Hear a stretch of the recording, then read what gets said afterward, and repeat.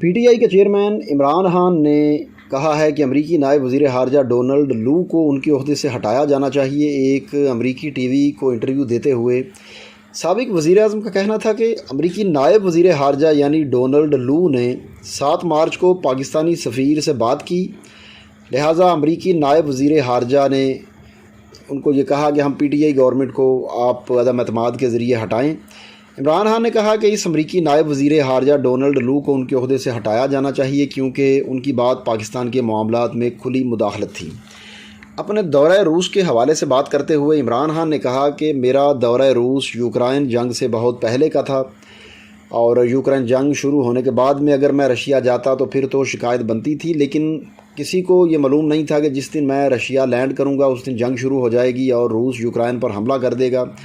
اسی طرح کی بات اس سے پہلے وزیر خارجہ بلاول بھٹو نیو یارک میں بیٹھ کر کہہ چکے ہیں۔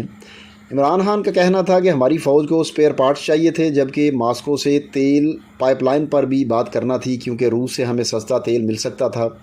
بھارت جب روس سے تیل لیتا ہے تو امریکہ کو کوئی مسئلہ نہیں ہوتا۔ میں نے ایسا کرنے کی کوشش کی تو مجھ پر امریکہ مخالف ہونے کا الزام لگا دیا گیا۔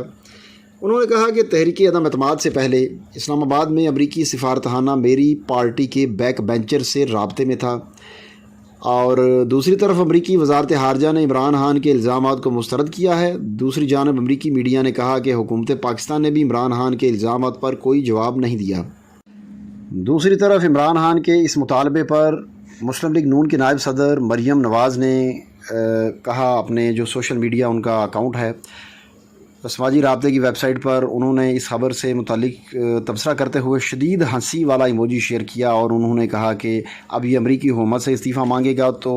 پھر یہ وائٹ ہاؤس کے سامنے ہی دھرنا دے گا۔ یہ ابھی آپ ان کا ٹویٹ اپنی اسکرین پر دیکھ سکتے ہیں۔